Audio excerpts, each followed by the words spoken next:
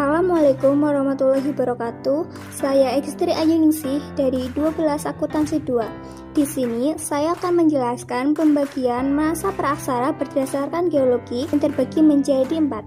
Pertama, zaman tertua, kedua, zaman hidup tua, ketiga, zaman pertengahan, dan terakhir, zaman hidup baru. Sebelumnya, kita akan membahas zaman praksara.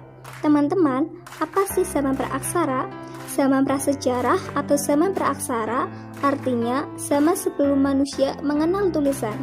Pra artinya belum dan aksara artinya tulisan. Istilah lain yaitu zaman nirleka. Nir artinya tidak dan leka artinya tulisan atau aksara. Pembahasan pertama yaitu zaman tertua atau arkaikum. Zaman arkaikum biasa disebut juga zaman asaikum. Zaman arkaikum berlangsung sekitar 2500 juta tahun lampau.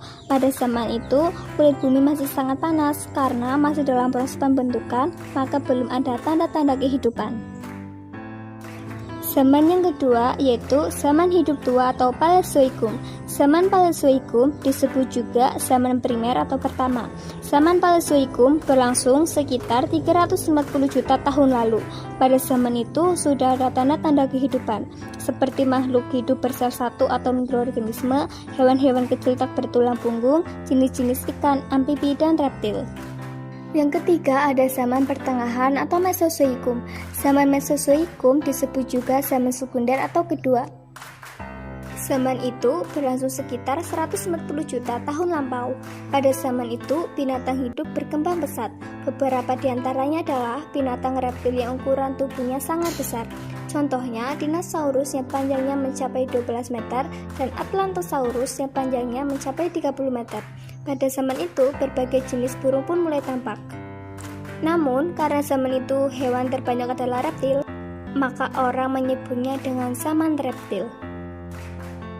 Yang terakhir, zaman hidup baru atau biasa disebut Neozoikum atau Cainozoikum.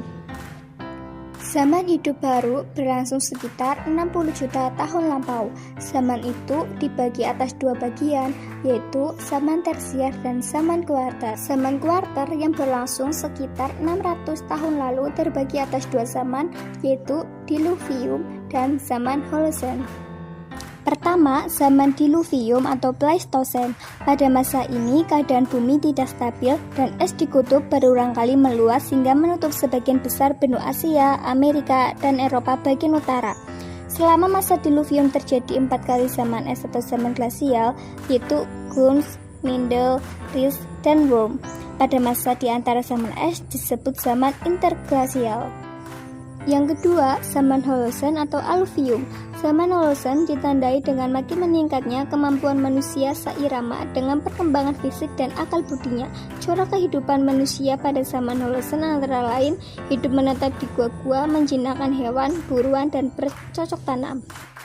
Itulah tadi pembahasan pembagian zaman praaksara menurut geologi.